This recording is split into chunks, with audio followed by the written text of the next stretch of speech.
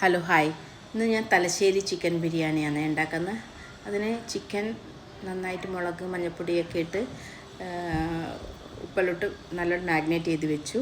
ഇനി പാനിൽ എണ്ണ ഒഴിച്ചിട്ട് ഇത് ഫ്രൈ ചെയ്തെടുക്കണം, ചെറുതായിട്ട് ശാലോ ഫ്രൈ.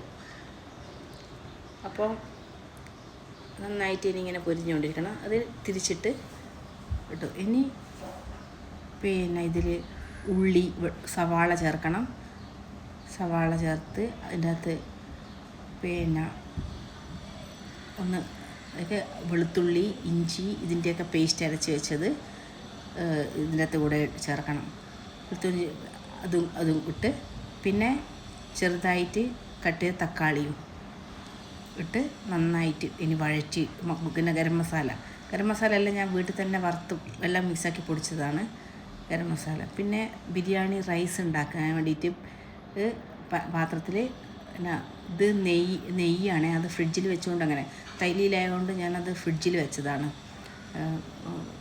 ഡൈപ്പമായിട്ട് ഫ്രിഡ്ജിൽ വെച്ചതാണ്. അപ്പോൾ അതുകൊണ്ട് ഇങ്ങനെ കട്ടായി കിടക്കുന്നത്.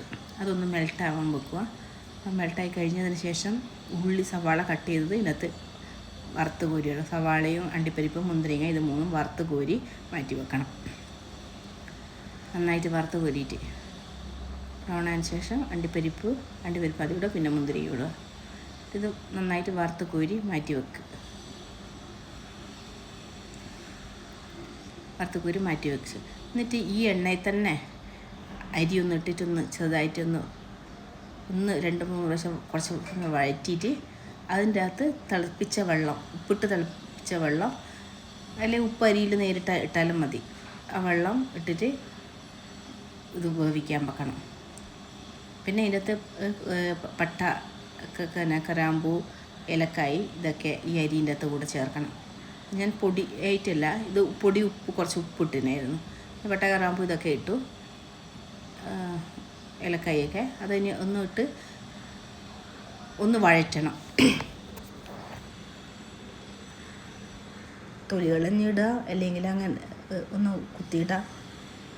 എന്നിട്ട് ഇതിൽ ഇപ്പോൾ 1 ഗ്ലാസ് അരിക്കുന്ന 2 ഗ്ലാസ് അരി വെള്ളം ഞാൻ വെച്ചത്. എന്നിട്ട് അത് അടച്ച് വെക്കണം. എന്നിട്ട് വേവിക്കണം. തീ ഒന്ന് ചെറുതായിട്ടൊന്ന് കുറക്കണം. അത് കഴിഞ്ഞ് വെന്ത് കഴിഞ്ഞിട്ടാകുമ്പോൾ മല്ലിയില അണ്ടിപ്പരിപ്പ് മുന്തിരിങ്ങ ഉള്ളിയെല്ലാം കൂടെ വറുത്ത് വെച്ചത് മുകളിലൊന്ന് ഗാർണിഷ് ചെയ്യണം. Biryani rice ready. ഇനി റൈസ് റെഡി, ഇപ്പുറത്ത് റെഡിയായി.